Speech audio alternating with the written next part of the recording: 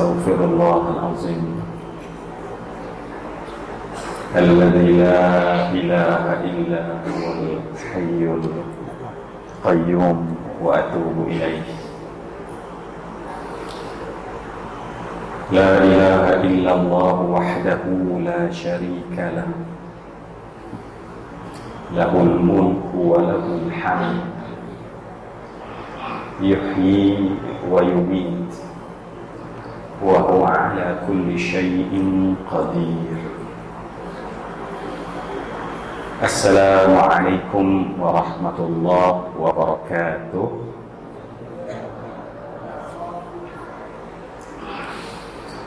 أعوذ بالله السميع العليم من الشيطان الرجيم. بسم الله الرحمن الرحيم. الحمد لله نحمده ونستعينه ونستغفره ونعوذ بالله من شرور أنفسنا ومن سيئات أعمالنا من يهده الله فلا مضل له ومن يضلل فلا هادي له. الصلاة والسلام على رسول الله ومن تبع الهدى ووالاه وبعد. Pertamanya terima kasih kepada sahibul fadilah Al-Fadil Ustaz Samsuri, nazir kita, tim Alijatan Puasa, Al-Fadil, tuan-tuan imam, para asatizah, tuan-tuan guru. Seterusnya saya kira yang saya hormati dan kasihi, yang saya muliakan, hadirin hadirat sidang jamaah yang sama-sama datang ke rumah Allah pada malam ini. Dan datang kita tidak lain dan tidak bukan kita duduk bersila bersimpuh di bawah bumbung Masjid Nurul Yaqin ini tidak lain dan tidak bukan untuk mendapat perhatian, keredaan dan kasih sayang dari Allah Subhanahu wa taala.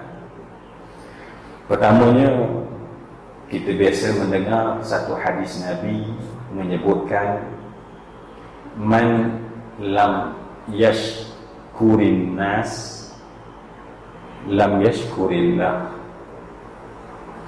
Sesiapa, kata Nabi, yang tidak pandai mengucapkan terima kasih kepada manusia, itulah orang yang tak pandai bersyukur pada Allah. Hadis dalam riwayat Imam Ahmad. Saya mesti terlebih dahulu mengucapkan jutaan terima kasih kepada pihak Tuan Nazir sendiri, pihak penganjur masjid, kerana memberikan kepercayaan kepada saya, seorang hamba Allah yang sangat fakir, daif.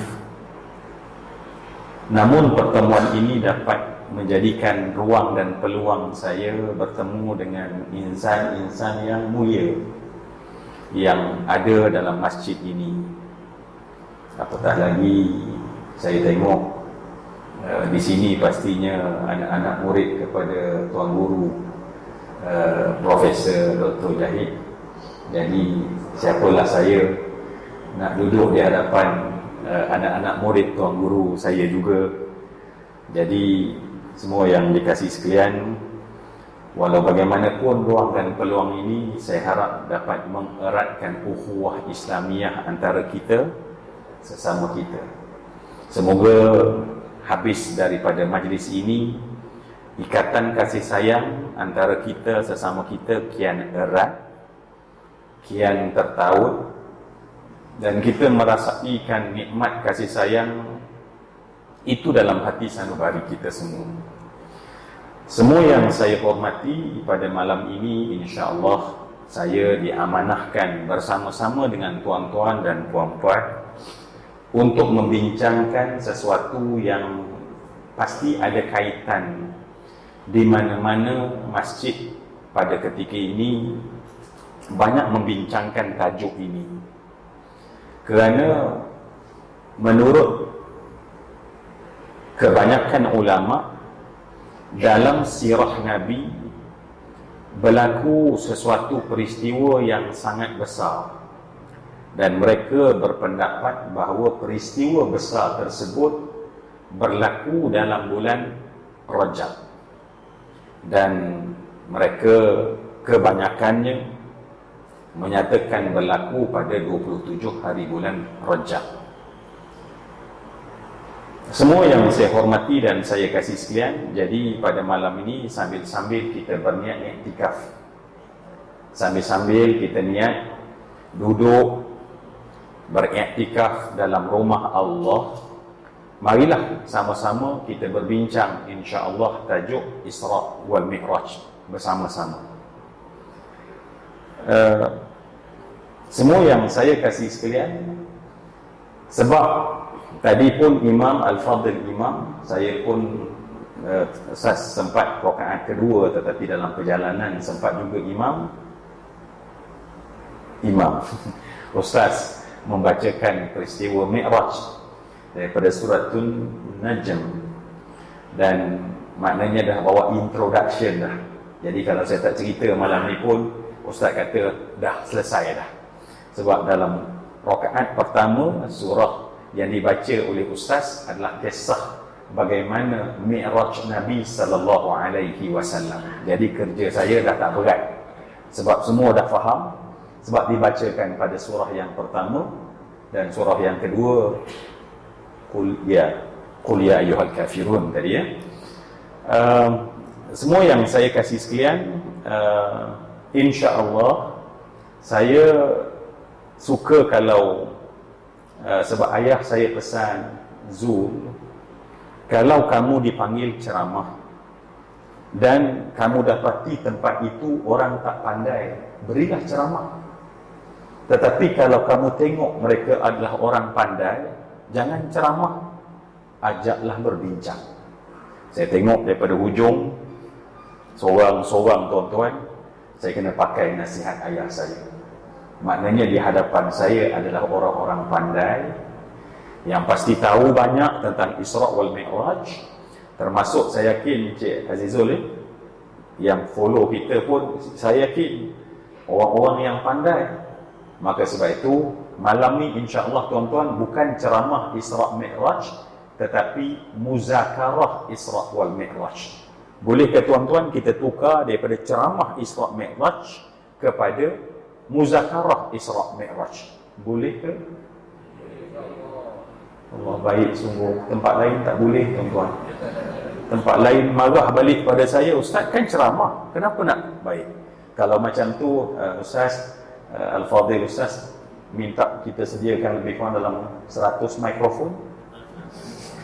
Sebab nanti kalau nak muzakarah, kami pun kena ada mikrofon macam persidangan bangsa-bangsa bersatu. Jadi baru sudah memberi pendapat. Tapi masjid kata tak apalah, buat tahun ini insya-Allah pakai satu mikrofon dulu. Namun jangan menghalang tuan-tuan daripada untuk memberi pendapat, sama-sama berbincang. Tajuk kita pada malam ni insya-Allah, ulama berkata hayatul ilm mudzakaratun. Ilmu dah memang ada dalam dada, dan bagaimana kita nak hidupkan dia? Muzakarahkan ilmu itu hidup dalam dada. Jangan biar kita hanya tahu tentang Isra wal Mi'raj, tetapi seperti dalam air yang tak mengalir. Imam Asy-Syafi'i menyatakan bahawa inni ra'aitu sukutal ma'a yufsiduh insala taba wa illam yajri lam yatibi. Kata Imam Syafi'i, aku mendapati bahawa air itu, air ra'aitu, aku melihat sukutal ma'a yufsiduh, air apabila dia tidak bergerak maka secara automatik air tersebut menjadi rosak. Insala taba, kalaulah dia kekal mengalir, maka dia jadi baik. Illam yajri, kemudian dia berhenti mengalir, lam yatib, maka dia kembali jadi tak elok. Jadi sebab itu tuan-tuan merangsang kita pada malam ni untuk sama-sama bermuzakarah insya-Allah. Cuma tuan-tuan dan saya, tuan-tuan pasti sedang merasai apa yang saya risaukan. Kenapa? Sebab masa perbincangan kita adalah daripada maghrib sampai ke isyak. Dan mungkin kalau pun boleh tambah ada sedikit waktu kecederaan, dan tentulah tak lama, panjang-panjang pun lebih kurang 15 minit. Mana ada waktu kecederaan sama macam separuh masa pertama. Jadi tuan-tuan, kerisauan yang sedang bermain dalam dada saya sekarang adalah bagaimana saya nak, orang kata apa, nak kompres, nak padukan kisah ini yang panjangnya, yang banyak pengajarannya, tetapi dalam masa yang sangat terbatas. Jadi itu sedikit cabaran. Namun semua yang dikasih sekalian, seperti tadi, saya tak perlu risau, sebab semua orang yang ada di sini telah tahu tentang Isra wal Mi'raj, dan mungkin saya hanya mengambil sisi-sisi yang boleh kita jadikan iktibar dan pengajaran. Semua yang saya kasih sekalian sebagai muqaddimah, kerana Isra wal Mi'raj adalah ilmu. Boleh tak kalau kita mulakan dengan kita gemakan Masjid Nurul Yaqin ini dengan doa yang kita bacakan dengan penuh ikhlas kepada Allah sebagai permulaan perbincangan kita. Boleh ke tuan-tuan? Allah baik sungguh tuan-tuan, masya-Allah. Mudah kalau berunding orang baik ni kan. Baik.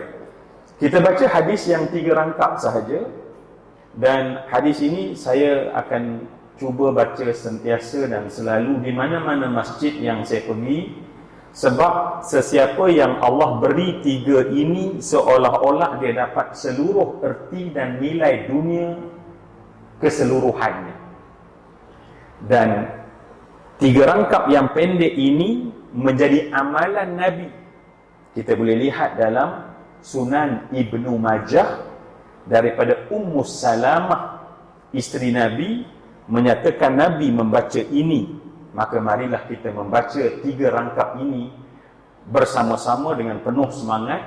Dan sekali lagi saya nak sebutkan, ini bukan latihan kita baca doa. Sekarang ketika malaikat sedang menyusun sayap setiap orang daripada kita sampailah ke 7 petala langit, maka kita minta, kita tuturkan bukan hanya sekadar getaran suara, tetapi hati yang meminta.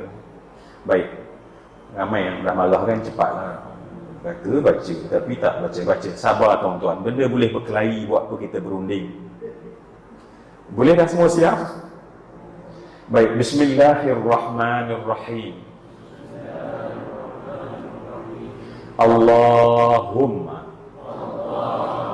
inni as'aluka ilman nafi'a wa rizqan tayyiba wa amalan mutaqabbala. Ulang lagi tuan-tuan.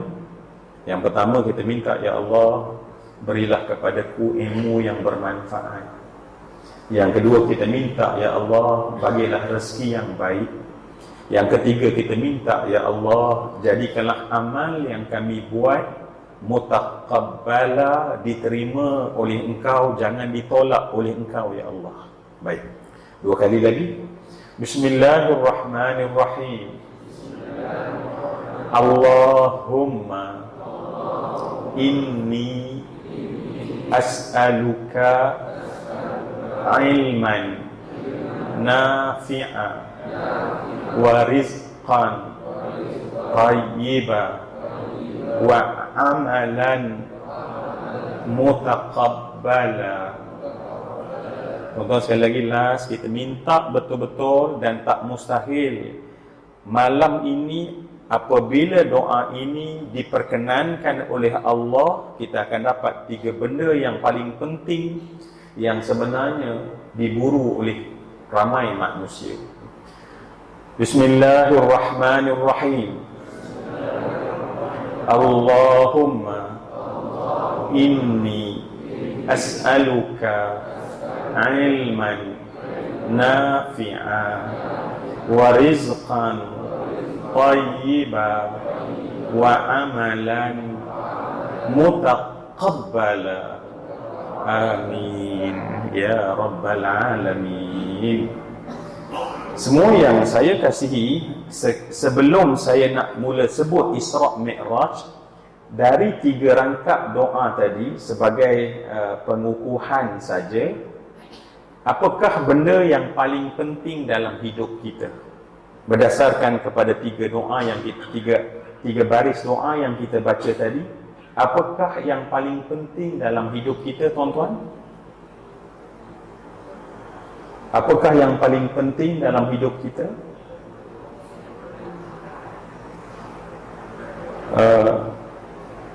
Saya sedang tanya. Dia tak macam tanya ya? Apakah yang paling penting dalam hidup? Baik, ingat tuan-tuan, sebab saya nak cerita Isra' Mi'raj ini, tetapi ini penting sebab ramai orang terlepas pandang. Dalam hidup, ilmu tidak penting.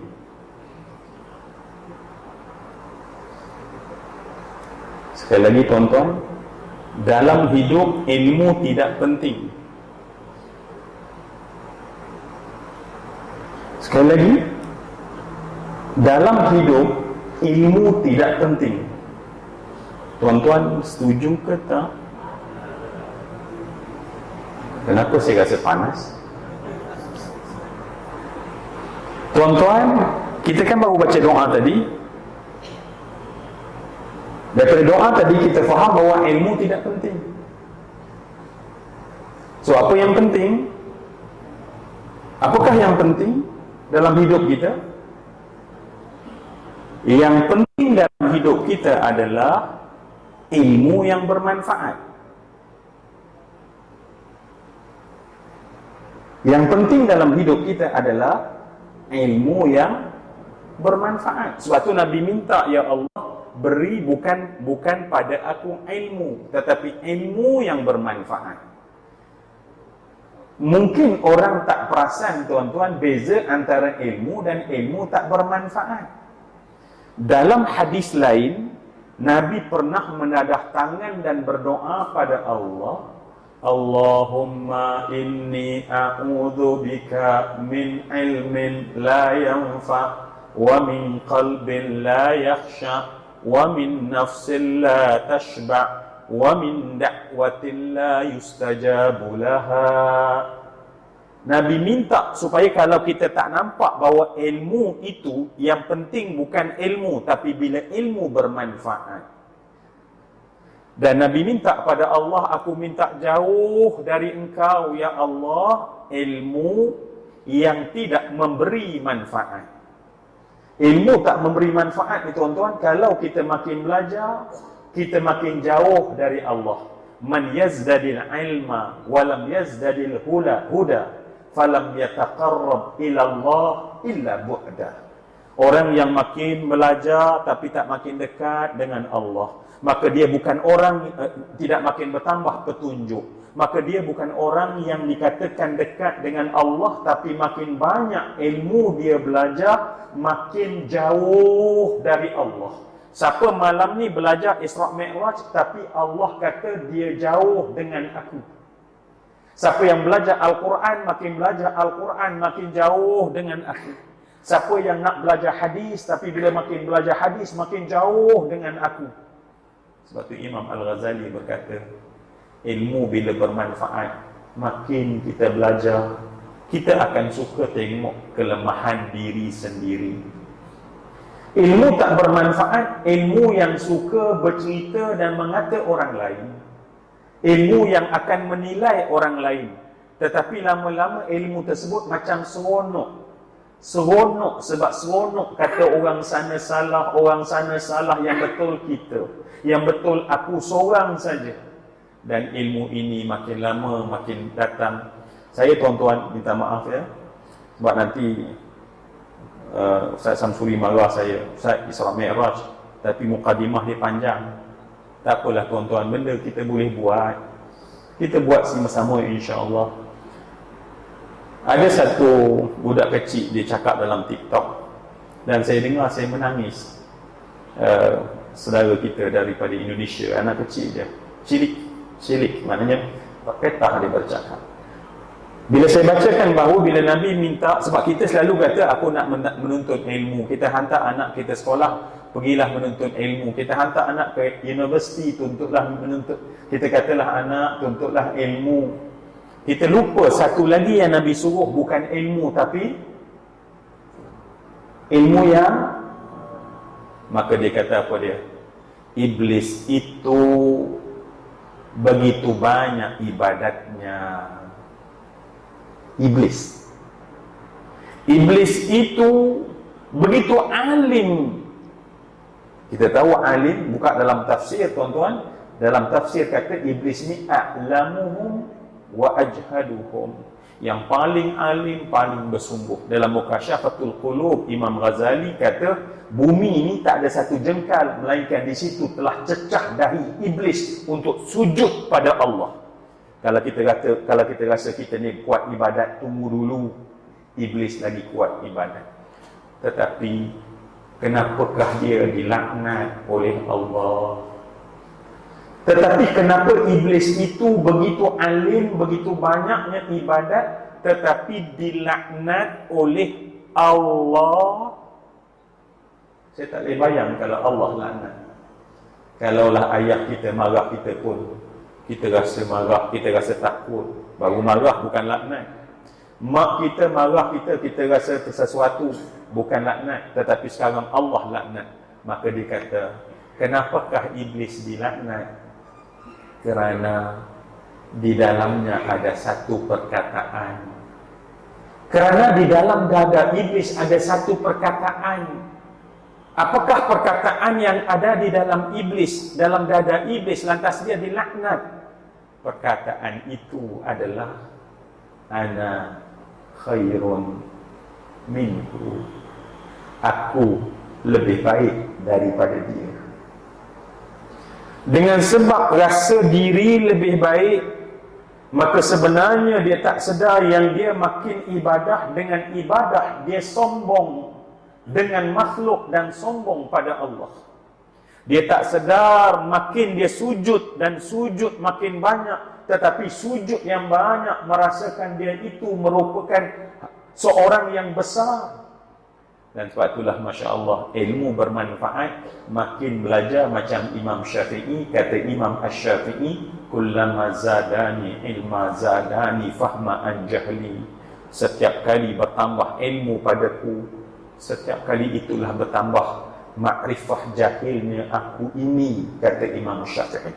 Baik, semua yang dikasih sekalian, Isra wal Mi'raj, kalau kita betul-betul nak menghayati dia, kita kena tengok apa yang berlaku sebelum Isra wal Mi'raj. Dan kemudian kita tengok apa yang ketika berlakunya peristiwa Isra wal Mi'raj, dan apa yang berlaku sesudah peristiwa Isra Mi'raj. Barulah saya kira kalau kita bincang Isra wal Mi'raj, kita akan dapat satu kefahaman yang tuntas tentang Isra wal Mi'raj.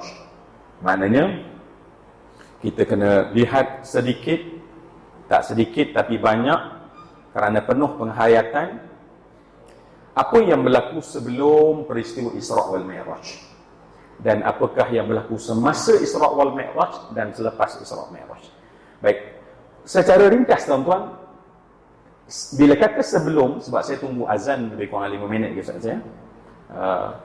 Bila kita katakan sebelum Isra wal Mi'raj, kerana Isra wal Mi'raj dikatakan berlaku setahun sebelum hijrah. Setahun sebelum hijrah Nabi SAW. Dan kita tahu bahawa dalam sirah Nabi, semua yang saya kasih sekalian, ya, tahun yang berlaku Isra' Mi'raj, para ulama tarikh, ya, kena dengar betul-betul, menyebutkan, ya, orang kemudian bila mengkaji perjalanan Nabi, sirah Nabi, maka mereka menamakan tahun itu, bukan dinamakan oleh Nabi. Bukan Nabi menamakan tahun itu, tetapi dinamakan setelah orang membuat penelitian kembali kepada sirah Nabi, maka tahun yang berlakunya Isra' Mi'raj yang tadi kata ulama berlaku pada 27 hari bulan Rejab pun begitu, ada pendapat-pendapat yang lain. Kita tak nak berbincang sebab kita nak tahu apa yang berlaku. Maka tahun itu disebut sebagai Amul Huzni. Amul Huzni, tahun duka cita. Maknanya Isra' wal Mi'raj berlaku pada tahun duka cita. Isra' adalah perjalanan secara horizon, mendata. Mi'raj sesuai dengan nama Mi'raj, maknanya perjalanan yang menegak ke atas. Maka untuk berlaku perjalanan ini, ada kisah yang sangat pilu yang kita semua kena tahu, tetapi bukan sekadar kena tahu, kena rasa. Tuan-tuan, kita tahu bahawa Nabi bila berdakwah, anak Nabi Siti Fatimah yang masih belum besar selalu berkata, kemudian ayah dia keluar berdakwah pada waktu pagi. Tapi di muka pintu ketika Nabi langkah masuk ke rumah Nabi, Siti Fatimah Zahra binti Rasul mendapati di atas kepala Nabi dan bahu Nabi penuh dengan najis yang dituang ke atas kepala Nabi.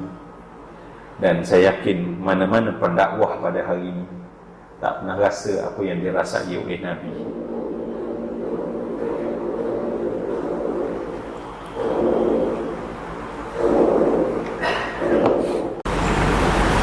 Astagfirullahaladzim. Tuan-tuan, apa yang saya cakap tadi dah jadi kan? Maknanya kuliah ni maghrib, sekarang dah masuk waktu isyak. Saya kena tanya balik tuan-tuan, bolehkah kita nak lanjutkan, ataupun kalau tuan-tuan kata eloklah kita berhenti sekarang, kita berhentilah tuan-tuan. Boleh ke? Berat kan nak jawab kan? Boleh ke? Berat? Boleh? Baik. Semua yang saya kasih sekalian, Masya Allah, ya, masa ni laju sangat kan. Jadi peristiwa sebelum, maka tahun itu digelar sebagai tahun duka cita.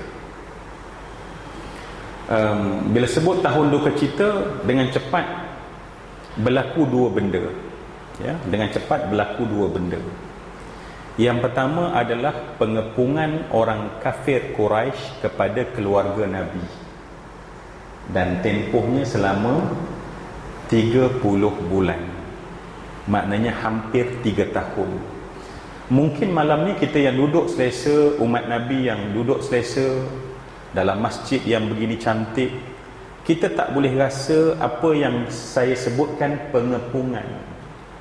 Hatta kalau kita pergi ke Mekah, ya, bila kita turun daripada Safa, Marwah, kita keluar daripada Marwah, kita akan lontarkan pandangan kepada beberapa lereng bukit, dan lereng bukit itu menjadi saksi kepada penderitaan yang ditanggung oleh Rasulullah di Syi'ib Abi Talib, di tempat yang mana Abi Talib dan seluruh keluarga Nabi dipinggirkan dan dikepung pada ketika itu, dan pengepungan tersebut dibuat secara sah apabila seluruh kabilah menulis tanda tangan untuk tidak sama sekali berurusan dengan keluarga Nabi, kerana Nabi tak diserahkan untuk mereka membunuh Nabi. Dan kita balik nanti insya-Allah. Ustaz, ada jamuan ke? Di masjid ke di rumah masing-masing? Masya Allah. Baru cerita Isra' Mi'raj ya, makan ada disediakan. Nabi SAW selama tempoh 30 bulan tersebut, cuba bayang, Nabi SAW tidak dibenarkan untuk dapat sebarang gandum dimasuk di tempat Syahid Abi Talib tersebut. Dan akhirnya tuan-tuan, kalau kita pergi kat sana, ya, amin tuan-tuan, amin lah. Tak, tuan-tuan janganlah kata, oh ini ejen umrah dah. Bila kita pergi nanti tuan-tuan, ingat apa yang saya kata, lihat antara lembah tersebut, dan tuan-tuan bayangkan Nabi dan keluarga Nabi, bagaimana Siti Khadijah terpaksa memetik pucuk-pucuk tamar yang muda, dan itulah yang menjadi makanan kepada Rasulullah dan keluarga Nabi saat kita memegang perut kerana terlampau kenyang, bertambah 3-4 kali. Rasulullah tak dapat jamah makan yang kita makan, sebab kafir Quraisy, mereka benar-benar menghalang daripada Nabi mendapat sebarang makanan. Dan cuba bayang semua yang dikatakan dalam tempoh inilah, bila kita tengok dalam sirah, kita boleh baca apa yang ditinggalkan oleh Ibn Hisham sebagai contoh. Dalam tempoh 3 bulan inilah dua insan yang sentiasa membela Rasulullah. Abu Talib hampir tidak pernah tidur, tidak pernah tidur di waktu malam kerana menjaga Nabi. Sebab pernah sekali orang Quraisy menerobos masuk melalui benteng yang dibuat oleh keluarga Nabi, dan dapat ditangkap. Seandainya tak ditangkap, lelaki ini dengan pedang berpotensi membunuh Nabi. Maka selama 30 bulan ada seorang lelaki tua yang sentiasa menjaga Nabi, memindah Nabi daripada khemah ke khemah, dan orang tak tahu malam ni Nabi tidur di mana. Kita tidur, kita tahu kan tuan-tuan lepas ni? Ke tuan-tuan sama juga? Kami pun sama, entahlah malam ni tidur mana. Tu tuan-tuan lebih kurang sama. Sebab nak merahsiakan, sebab takut orang tahu di mana selama 30 bulan. Dan seorang lagi wanita yang membenteng Nabi adalah Siti Khadijah binti Khuwailid. Ringkas ya tuan-tuan kan? Dan ketika habis dan tamat pemulauan tersebut, sanction pemulauan tersebut, dan pada saat tersebut pulanglah keluarga Nabi ke rumah masing-masing. Dan kerana tenat dan sakitnya peristiwa 30 bulan, dua orang yang membenteng Nabi rebah, jatuh, dan kemudian menghembuskan nafasnya yang terakhir. Berselang tak lama, Abu Talib menghembuskan nafasnya yang terakhir. Tak lama kemudian isteri Nabi Siti Khadijah binti Khuwailid menghembuskan nafasnya yang terakhir. Boleh bayang tak tuan-tuan dalam kepala ketika orang-orang kafir terus menekan Nabi, dan kemudian, ya, saya nak bawa lah ringkas-ringkas je, sebab nak bagi kita rasa rupanya Isra' Mi'raj yang kita kata Isra' Mi'raj, tetapi di sana ada kesusahan yang kita tak nak masuk pun dalam kesusahan tersebut. Kita tak rasa pun kesusahan tersebut. Saya yang bercerita dalam hati, saya tak rasa bagaimana nak rasa, kerana kita hidup penuh dengan selesa. Apatah lagi kita yang mendengar tak rasa pun apa yang sepatutnya kita rasa. Dan kemudian kita tahu bagaimana sejarah Nabi pergi ke Taif kan tuan-tuan? Dah subuh ke? Kamat dia macam baca Quran juga tuan-tuan. Musabaqah Quran, dia bunyi bip-bip tu maknanya masa dah nak habis. Kalau selebih lagi kena potong markah. Jadi tuan-tuan, kita cepatlah. Walaupun nak cuba cepat, tapi saya tak nak saya terlepas benda penting ini. Tak nak terlepas benda penting ini. Kalaupun tak habis, nanti insya-Allah kita sama-sama dalami insya-Allah di masa akan datang. Tahun depan kan mana tahu, tiba Ustaz Samsuri dia ingat Zuramli, dia cari number, dia kontak lagi. Tapi tuan Ustaz jangan tertekan. Tak apa, siapa-siapa pun boleh. Semua yang saya kasih sekalian, kita tahu kisah Taif kan? Bagaimana Nabi berjalan kaki. Kata Ibn Hisham, perjalanan itu memakan masa kerana Nabi tegur setiap kabilah. Nabi tak ada unta, Nabi tak ada kaldai, Nabi tak ada kuda, jalan kaki. Daripada Mekah, tuan-tuan, di bawah terik panas matahari, melalui batu-batu yang sangat keras, batu-batu hitam untuk mendaki, sebab Taif adalah perbukitan. Dan sampai ke atas sana, Masya Allah, Nabi duduk pula selama 10 hari 10 malam seperti tercatat dalam sirah Ibnu Hisham. Sehingga akhirnya apa yang berlaku, tuan-tuan?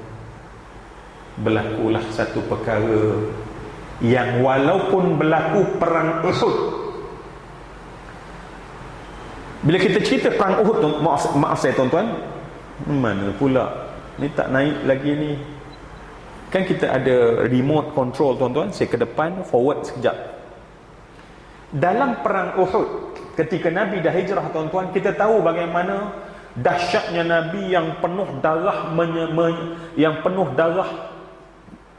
meleleh darah merah pada tubuh Nabi. Nabi pakai baju besi, Nabi jatuh dalam lubang pin baju besi meradak rahang Nabi. Muka Nabi penuh dengan darah kerana darah merah Nabi mengalir pada saat tersebut kerana dilontar dengan batu. Dan kita bayang punya dahsyat, Nabi terpaksa dibawa. Dan kalau kita pergi umrah, tuan-tuan, kita akan nampak satu kawasan yang Nabi bertahan di situ dan orang kafir tak mampu nak naik kat sana. Dan sebab itu bila berakhir perang Uhud, para sahabat duduk di masjid Nabi sambil mengenang betapa dahsyatnya peperangan Uhud, yang mana Nabi merasai kesengsaraan dan kesakitan yang amat dahsyat. Dan mereka berkata, masa mana mungkin ada waktu dan masa yang lebih dahsyat daripada perang Uhud. Kata Zaid bin Harisah, dak. Uhud tak berapa teruk. Sebab apa yang Nabi temui dan tempuhi di Taif jauh lebih teruk. Nabi berdarah tapi ada sahabat yang membenteng Nabi. Ada sahabat yang mempertahankan Nabi. Tetapi di Taif semua yang dikasih sekalian. Sebab tu saya sangat sedih ya, hari ini, tuan-tuan, bila kita pergi umrah berkesempatan ke Taif. Tapi ni cakap je, tuan-tuan, cakap je. Amat malam kita pergi sana, kita hanya pergi untuk buat Taif tu di tempat apa tu, peranginan. Maka jadilah kita haji-haji, hajah-hajah naik roller coaster apa tak tahu. Tak salah, tuan-tuan, jangan tanya hukum. Apa hukum? Harus dah. Sekarang kita bukan cerita hukum. Kenapa kita meninggalkan Makkah Mukarramah yang solat dalamnya sangat besar makna, dan kita naik ke bukit yang namanya Taif? Sebab kita nak cari di manakah titis darah Nabi. Bukan nak cari titis darah, tuan-tuan. Nak belajar daripada bagaimana tenatnya Nabi, seperti kata Zaid bin Harisah, hatta perang Uhud pun tak teruk, tetapi kita pergi sana, kita telah terlalai dan terlupa. Saya sebut dalam hati saya, kalaulah kita rasa nak pergi naik roller coaster, tuan-tuan, lebih baik kita pergi ke Sunway Lagoon. Tak perlu kita di Taif yang tempatnya patutnya kita ambil masa sebentar, lelehkan air mata, dan kita saksikan apa yang Zaid bin Harisah kata ketika Nabi diusir keluar daripada Abdul Yalilu. Namanya dalam Quran ada, tuan-tuan. Dan ketika ditolak keluar, ni nak jadi Isra' Mi'raj, jadi benda ni dulu, tuan-tuan. Ditolak keluar. Dan saat Nabi tersadung jatuh rebah, dan Nabi panggung angkat kepala Nabi sepanjang dari rumah itu ke gerbang kota Taif, di kiri kanan telah terkumpul budak-budak kecil dan para hamba sahaya. Orang Arab ni, tuan-tuan, kalau dia ludah seorang, dia diludah, engkau hina, belum hina, sehingga dia panggil hamba yang hina, ludah bagi pihak aku untuk ludah wajah Nabi. Tuan-tuan, di Taif Nabi diludah oleh para hamba, dilontar dengan batu dan kayu. Kita baca juga dalam Berzanji, wa ramauhu bil hijarati hatta hudibat biddima'in a'la. Nabi dilontar dengan batu, pecah betis Nabi dan mengalir darah merah. Kata Zaid bin Harisah, tuan-tuan, pernah tak kita pakai kasut basah, dan kita berjalan dengan cepat bunyi cik cik cik cik cik cik cik, itulah darah Nabi.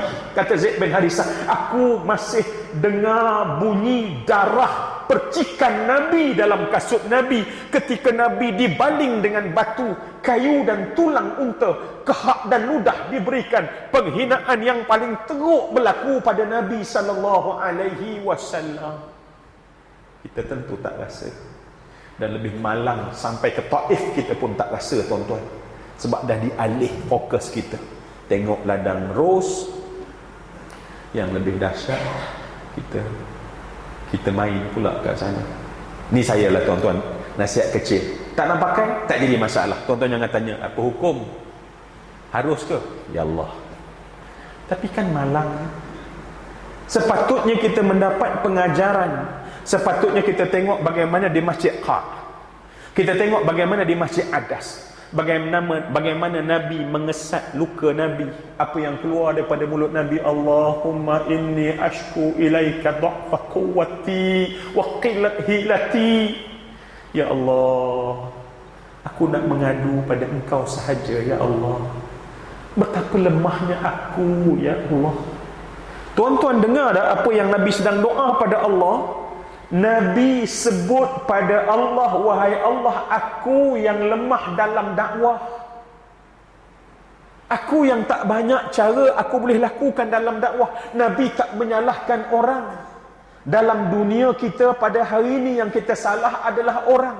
Yang kita nampak tak betul adalah orang. Yang salah anak kita, kita tak tahu di mana salah kita. Yang salah, kita jarang cakap yang salah adalah aku. Nabi cakap pada Allah, wahai Allah, aku mengadu pada Engkau lemahnya aku, ya Allah. Dan kita pun tahu kan bagaimana wasa'alahu malaku ahli jibali ihlaki ahliha. Bagaimana datang malaikat menawarkan untuk dihampak bukit bukau, gunung ganang yang ada, dihempas ke atas ubun-ubun kepala orang Taif. Malaikat melihat bagaimana Nabi dihina dan minta izin pada Nabi sebab mereka pernah melakukannya pada Bani Israel.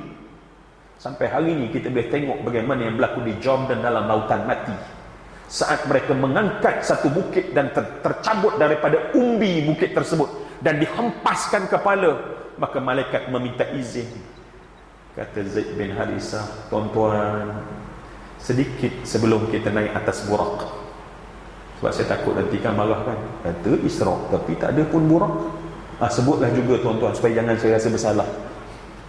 Sebelum naik, ketika Nabi SAW ditawarkan, kata Zaid bin Harithah, saat Nabi dibaling, dia tak menangis, Nabi tak keluh, Nabi tak kesah, Nabi takut Allah murka sahaja. Kalau engkau tak murka, la ubali. Kalau engkau tak marah padaku, ya Allah, aku tak jadi masalah. Dan ketika malaikat tawarkan untuk dihancur umat Nabi, barulah kata Zaid bin Harithah, aku lihat bergenang air mata pada kelopak mata Nabi, dan Nabi menangis teresak-esak, menadah tangan pada Allah. Wahai Allah, janganlah hancurkan mereka, ya Allah. Mereka buat sebegitu, ya Allah, kerana mereka tidak tahu. Dan seandainya mereka tetap menolak aku dan tak nak menerima aku, ya Allah, aku pohon kepadamu, ya Allah, anak-anak dalam buayan, anak-anak dalam sulbi mereka ialah orang yang mengikut agamamu, ya Allah. Semua yang dikasih sekalian, itu Nabi kita, tuan-tuan.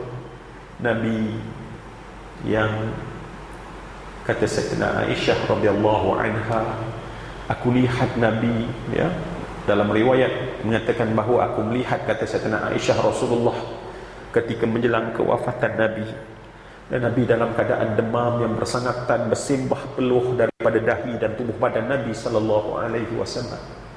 Ada satu momen yang aku dapati Nabi dalam keadaan yang sihat, tibi nafsi, dalam keadaan baik elok Nabi. Aku terus jumpa dengan Rasulullah dan kata, ya Rasulullah, tolonglah doakan untukku, ya Rasulullah, doakan untuk aku, kata Aisyah. Maka Nabi pun menadah tangan, Allahumma ighfir li Aisyata ma taqaddama min dhanbiha wa ma ta'akhkhara. Ya Allah, wa ma asarrat wa ma a'lanat. Ya Allah, Nabi terus minta tangan, menadah tangan tuan-tuan, berdoa pada Allah, ya Allah, ampunlah untuk Aisyah ini segala dosanya yang dulu dan kemudian. Ampunlah dosanya yang nyata dan tersembunyi. Aisyah dalam hadis itu menyatakan terlalu gembira dengan doa khusus daripada Nabi, sampailah gembiranya sampai kepalanya jatuh kepada riba Nabi sallallahu alaihi wasallam. Dan Nabi yang masih sakit pada ketika itu berkata, "Hai Aisyah, adakah engkau gembira dengan doa aku?" Kata Aisyah, "Ya Rasulullah, masa mungkin aku tak gembira dengan doa engkau yang pasti dimakbulkan?" Tuan-tuan, tolong dengar dengan jelas, buka pintu hati kita. Nabi kata, "Wallahi, demi Allah, itulah doa aku untuk umatku," kata Nabi, "dalam setiap solatku," kata Nabi. Nabi sentiasa mendoakan saya dan tuan-tuan. Nabi doa setiap waktu agar umat Nabi SAW diampun dosa oleh Allah, agar apa yang nyata dan tersembunyi.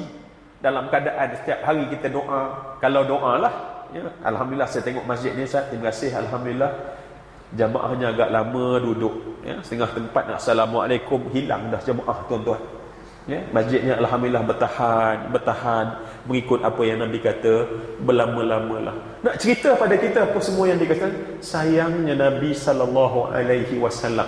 Baik tuan-tuan, last, sebab nak bagi naik juga borak. Sehinggalah satu malam Nabi SAW, ada riwayat dalam Sahih Bukhari daripada rumah Ummu Hani ya, sepupu Nabi SAW. Maka Nabi dikejutkan dan dibawa ke Hijr Ismail, dan sebelum Nabi diangkat, diletakkan di atas burak, maka berlakulah perkara yang ditulis dalam Sahih, bahawa Nabi telah dibelah dada Nabi SAW dan dibersihkan hati Nabi SAW, dan dituang dalam dada Nabi iman, hikmah, kebijaksanaan. Maknanya tuan-tuan, sebab Nabi dibelah dada, kerana Nabi akan memulakan perjalanan agung, dan perjalanan agung mesti bermula daripada masjid ke masjid. Sebab itulah ayat itu dalam surah Al-Isra, ada surah Isra dimulakan dengan subhanalladzi asra bi'abdihi lailan minal masjidil haram ilal masjidil aqsa.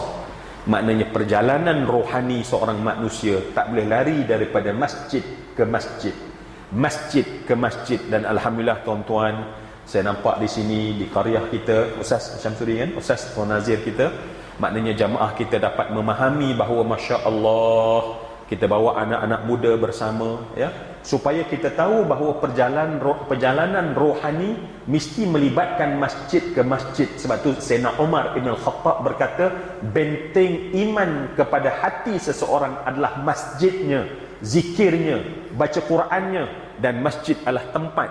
Sebab tu bila kita datang, saya tengok tadi Masya Allah, anak-anak muda pun berjalan daripada jauh untuk datang. Alhamdulillah, kalau ini dapat diteruskan, kita dapat memahami bahawa penyucian ruh akan berlaku dalam peristiwa Isra wal Mi'raj, mesti adalah daripada masjid ke masjid. Kenapa tak daripada tempat yang hebat ya, mungkin daripada pasar Okaz ke mungkin pasar di Syam, tempat Nabi pernah berjalan untuk lakukan jualan pada satu masa dulu. Tetapi Allah sebutkan minal masjid ilal masjid. Semua yang dikasihkan. Saya sebenarnya nak sangat bercerita kenapa rahsia hebat yang ada dalam masjid ke masjid, tetapi keterbatasan masa tak mengizinkan. Dan rahsia Nabi, penyucian jiwa yang diwajibkan pada setiap daripada kita untuk lakukan penyucian, kerana tak mungkin di kalangan kita akan terbelah dadanya. Cuma di akhir ni tuan-tuan, saya berharap sangatlah satu, dan saya kira ini juga hasrat Al-Fadhil Nazir, AJK dan semua jamaah, kita nak masjid ini dapat menyatukan hati setiap orang daripada kita. Kerana Isra wal Mi'raj penghujungnya adalah solat, dan solat diletak dalam masjid, maka kita datang secara berjamaah agar jamaah itu penuh dengan kasih sayang, penuh dengan kasih sayang yang sebenar. Dan orang yang memperjuangkan kasih sayang dialah yang memperjuangkan sunnah Rasulullah. Dan orang yang memusnahkan kasih sayang di kalangan umat, walaupun mendakwa saya ingin memperjuangkan sunnah, dia sedang melanggar sunnah yang paling besar. Kerana Nabi SAW menjadikan masjid untuk menyatukan hati setiap orang daripada kita. Di ujung ni tuan-tuan, saya teringat satu kisah. Saya petik kisah ini daripada khutbah mimbariyah Syekh Abdul Hamid Qish. Ramai daripada kita biasa mendengar syekh ini, ya. Tapi cerita ni tambahannya tuan-tuan, saya tak cerita pun tak apa.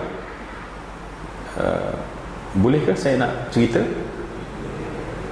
Dan ni pilihan je tuan-tuan. Kalau tak cerita pun poin tadi dah sampai dah.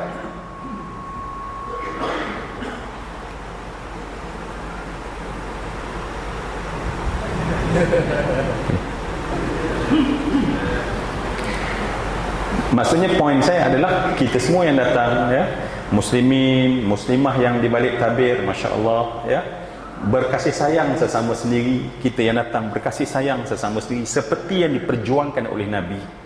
Siapa di kalangan kita yang nampak saudaranya beri salam, rendahkan diri, santuni orang lain, maka masya-Allah, inilah sunnah Nabi sallallahu alaihi wasallam. Kisah dengan ni tuan-tuan berlaku kepada Sayyidina Ali bin Abi Talib. Dan satu malam Sayyidina Ali bermimpi. Tuan-tuan kena dengar betul-betul, sebab waktu-waktu malam ni memanglah, ya, kita pun nak mimpi juga. Jadi dengar pula cerita mimpi, jadi tak berapa nak jelas. Sayyidina Ali bin Abi Talib satu malam dia bermimpi. Dan ketika itu tuan-tuan, Rasulullah dah wafat. Dan ketika itu zaman pemerintahan Sayyidina Umar ibn al-Khattab ibn Naufal ibn Abdul Uzza ibn Riyah ibn Abdullah ibn Qurtib ibn Razah ibn Adi ibn Ka'ab ibn Lu'ay ibn Ghalib ibn Fihr al-Quraisy Adawi. Dalam mimpi dia apa tuan-tuan? Dalam mimpi dia, dan mimpi ni berlaku sebelum subuh, dia solat subuh, mimpi. Dan yang menjadi imam adalah Rasulullah.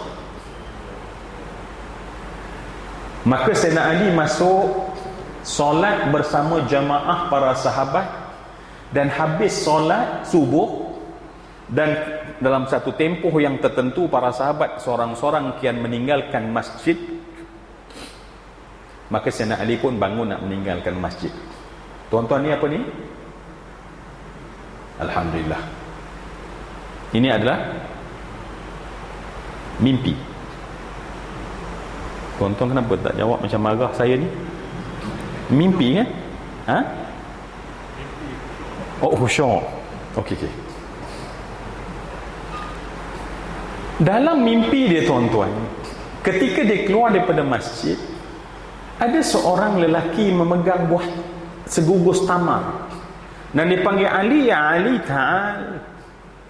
Dia berkata pada Ali, khudh hadha, ambil ini Ali, dan berikan kepada Nabi supaya Nabi mengagihkan kepada para sahabat yang ada dalam masjid. Maka Sayyidina Ali, dia pun ambil, dia pun terus pergi pada Nabi dan serahkan kepada Nabi dan berkata, ya Rasulullah, ada orang hadiah tamar supaya dapat engkau makan dan bagikan pada orang lain makan. Semua yang saya kasih sekalian, kalau kita lah suruh bagi, apa kita buat tuan-tuan? Tentulah kita bagi. Tetapi Nabi dalam mimpi Sayyidina Ali, Nabi buat macam mana ketika Nabi hidup? Apa Nabi hidup? Apa Nabi buat ketika hidup bila dapat buah tamar macam tu tuan-tuan? Rasulullah sendiri menyuapkan ke mulut sahabat. Tuan-tuan, kalau nak bayang masjid kita, itulah yang kita kena pergi cari sampai tahap tu tuan-tuan. Rasulullah suap ke mulut para sahabat yang ada dalam masjid. Suap seorang, suapkan dan suapkan. Yalah tuan-tuan, mungkin tuan-tuan kata, Alhamdulillah kami pun begitu. Hari-hari Jumaat insya-Allah imam suapkan. Saya tak tahu tuan-tuan, sebab ini first time saya datang. Tuan-tuan boleh bayang tak, zaman Nabi, masjid Nabi, hubungan di kalangan para sahabat, Rasulullah suapkan dan para sahabat biasa berbaring di atas riba sahabat. Cuba buat hari ni, tak ditarik berdegung kepala kita. Nasib baik kapet kita tebal juga. Ya, janggal. Dan saya nak cepatlah ya. Dan bila dibagikan, maka sampailah tak ada orang, maka tinggal beberapa baki. Rasulullah suap ke mulut Sayyidina Ali. Maka Sayyidina Ali pun kunyah, ambilkan, gigit buah tamar tersebut. Masya Allah. Sayyidina Ali kata, aku tak pernah rasa tamar selazat ini. Tuan-tuan, lebih sedap daripada Yusuf Tayo. Tu iklan sikit lah tuan-tuan. Kan nak gaya dekat nak puasa. Tak lama lagi dengar lah Yusuf Tayo. Maka Sayyidina Ali makan. Dan bila Sayyidina Ali makan tuan-tuan, maka Sayyidina Ali dah habis, masih ada tamar di tangan Nabi. Maka Sayyidina Ali kata, ya Rasulullah, zidni.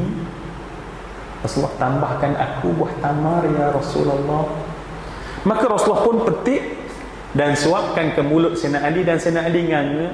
Sebelum sempat tamar itu masuk dalam mulut Sayyidina Ali, Allahu Akbar, Allahu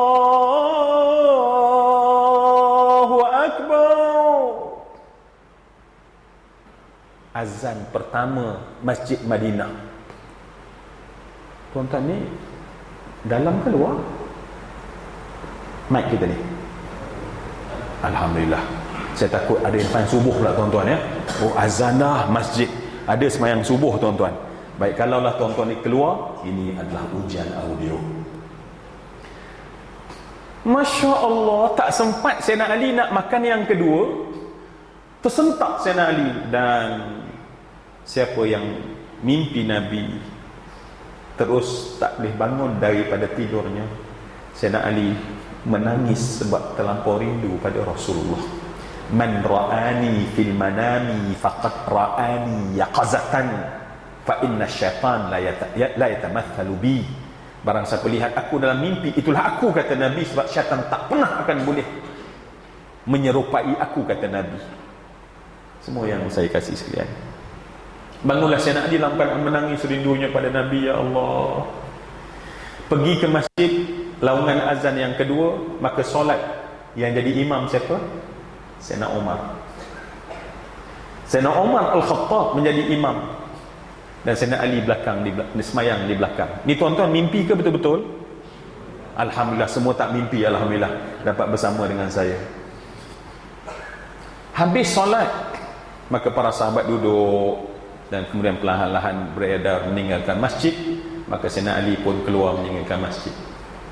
Tuan-tuan, di pintu masjid, seorang lelaki pegang buah tamar dan berkata pada Ali, ya Ali, khudh hadha, dan berikan kepada Amirul Mukminin hadiyatan, sebagai hadiah untuk diberikan kepada sahabat-sahabat yang lain.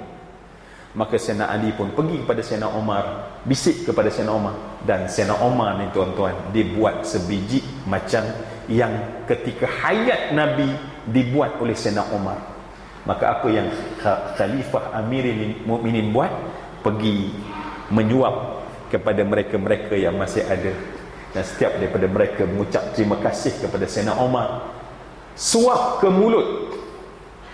Saya yakin tuan-tuan lepas ni kena buat.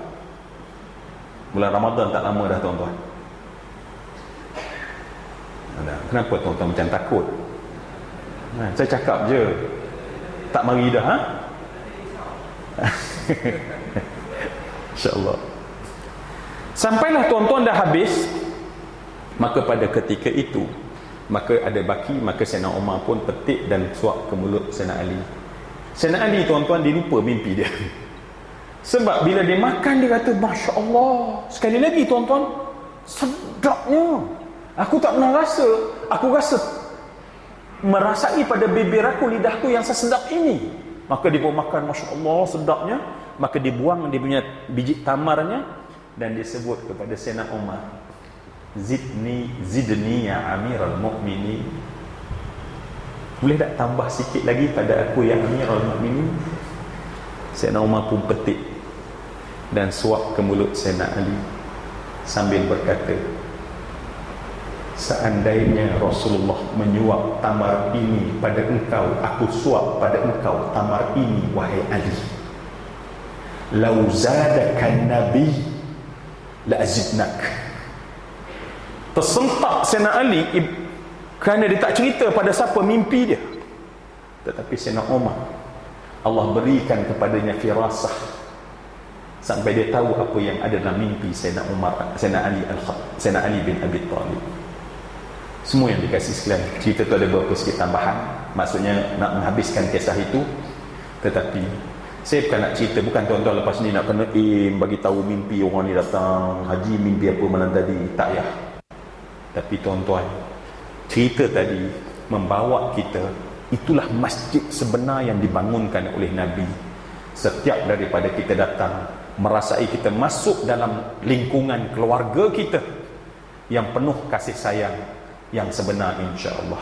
Semoga walau tak banyak tetapi erti masjid dapat kita bangunkan di Masjid Nurul Yaqini, insya-Allah. Semua yang dikasih silan, saya kira cukuplah sekadar itu bicara daripada hamba yang lemah dan daif ini. Terima kasih di atas perhatian daripada permulaan sampai ke penghujung.